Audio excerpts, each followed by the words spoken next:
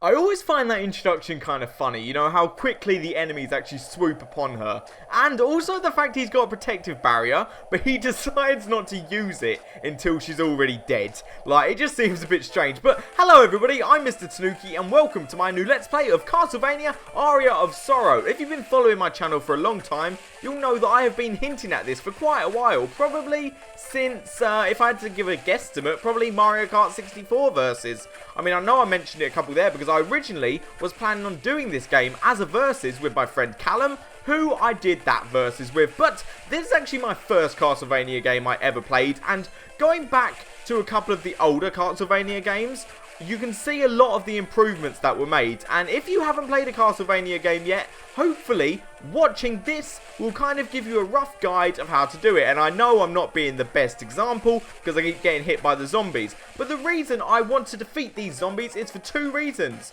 Well, three. One, they drop an important weapon, they drop clothing, and they drop souls. I'll get into all of those in a second, but you may have seen that they dropped one of those things, which was clothing. The cloth tunic. It's the best thing we can get in this game so far.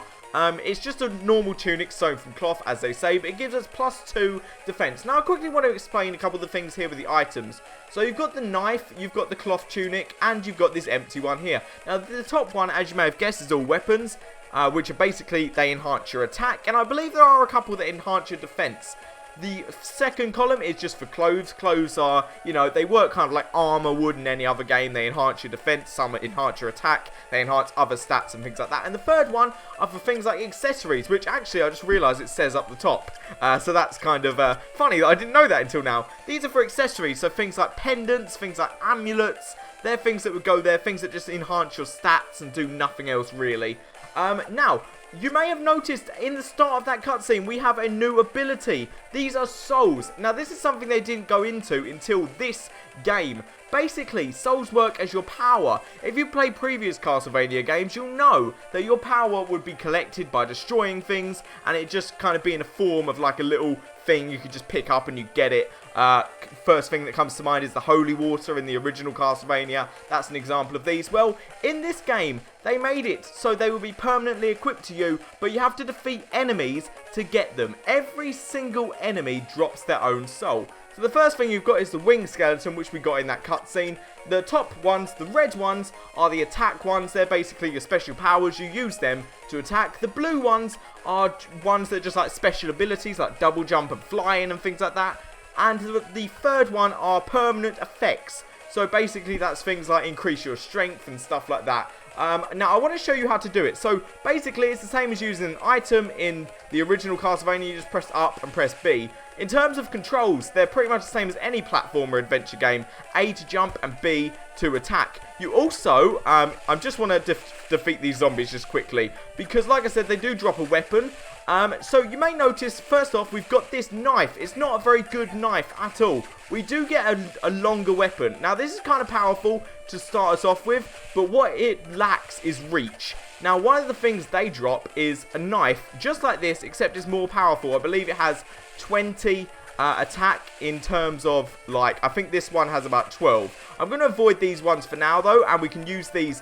The reason I'm using up my magic is you may notice it drains the green meter. That essentially shows us what our magic or MP or mana or whatever you want to call it, magicka, that is basically it. We need them to use our powers and our abilities and stuff like that. And yes, this does work like any other RPG. You get a level up system. We've got 39 to go, as you can see from there. You can also see all our stats. You can see our status, which will change later in the game. That being said, I'm not going to 100% this game. Now, if you're new to the Castlevania series, like I said, hopefully you'll kind of know what you're doing after this episode. If you hit these, you will get money and stuff. That is kind of the same.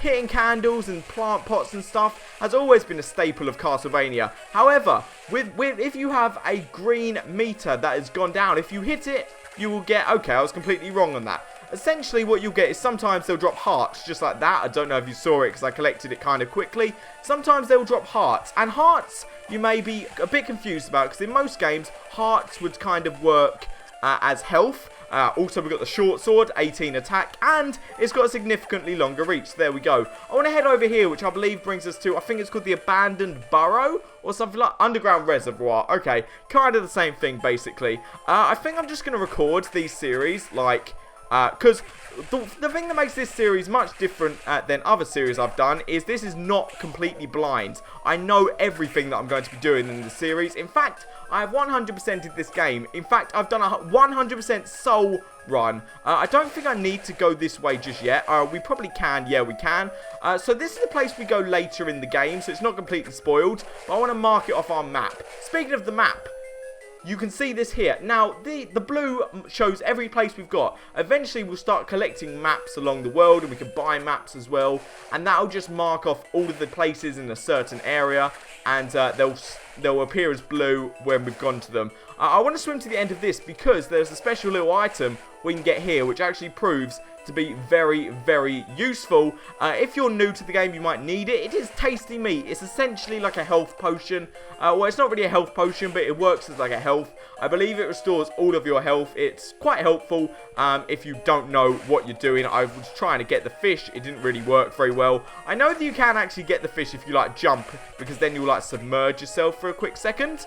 I'm going to try it actually, just so you can get them. I'm probably not going to kill them because I'm not capable of doing that just yet.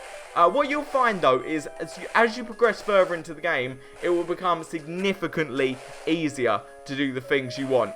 So these fish right now are a trouble for us, but when we come back with new powers and new abilities, it becomes so much easier, as you would expect in any RPG. In fact, something I find really funny about this game, especially the start, is some of the enemies we fight in this are considered to be bosses of this first area.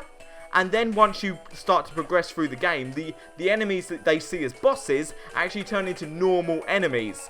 So that's kind of funny. You know, it just shows you how far you've come, really. And if we get this over here, this is our first example of a permanent power-up. It's Gravekeeper, sorry, not Gravedigger. If you press L, as it said, you go backwards. It can be kind of useful for combat. I have personally never used it, but if you want to, then it's there. If we go in here, we've got our first example of a save station, I guess you could call it. You can save the game. It also heals everything. Now, the reason I'm saving there is because the next door we go through will actually be the boss. Well, it's going to be the room before the boss. But if we go up here, first of all, we've got the first example of an accessory, the cape. I believe it's not that useful. Oh, no, we've got the pendant. I completely forgot about that. Okay, so let me explain some of these stats quickly. Attack and defense, pretty simple. Attack, you know, how much damage you do. Defense, how much damage you can take. Strength is how strong your attacks are. Constitution is like how much health you have. Intelligence is the strength of your magic and your souls, and luck affects how much you can collect souls. We haven't actually collected any souls yet. I've decided to go for the cape because we don't actually need to collect souls at the moment, and it becomes a lot easier to collect souls as you progress.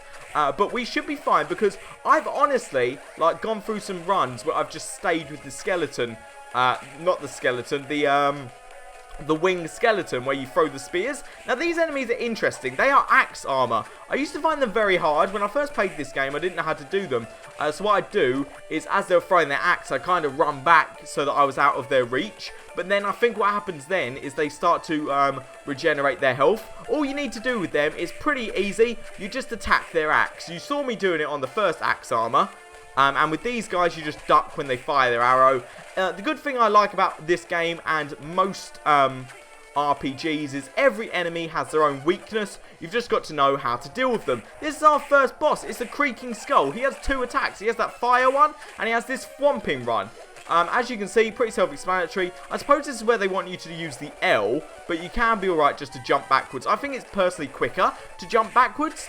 The way you want to do damage is by attacking its head. Attacking the bone will do no damage, and I think as soon as you touch its hitbox, you'll actually get hurt yourself. So it's personally not worth it.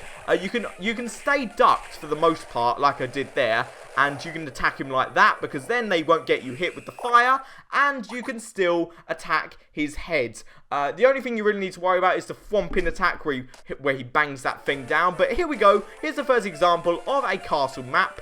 Now you can see that they've marked off Area 1 of the castle, which is huge, by the way. Let me just point that out. It's absolutely huge. If we go in here, I believe it's a save room. Yes, it is. I'm going to save because we defeated the first boss. I'm surprised we haven't actually collected more souls than we have. And we need to go back to the zombies at some point. I know these guys, for a fact, give you souls. I know what this guy's soul is. Basically, this guy's soul, it lets you see into secret areas. I've never actually, like, seen how it works. I don't know if it marks off secret areas, because every single time I've got the soul and had it equipped, I've discovered most of the secret areas in the game. So it's really, like, never been useful to me. So I've never seen, like, how it does secret areas, like how it tells you about them. Because I assume maybe it'd make it glow like a yellow colour or highlight it in some way. No, we can't even go this way yet. Can we? Yeah, we actually need to go this way to progress, because what we need here is the first example of the blue powers. Like I said, the blue ones are the ones that give you special abilities and special powers, and the example of this one is kind of like there we go, the bat. Attacks using supersonic waves. I'm going to show you that quickly. I should point out, when we collect new souls, I will be showing them off at some point. But the bat is pretty useless, actually. It's good for close range, I suppose, but there we go. The flying armor, that's what we need.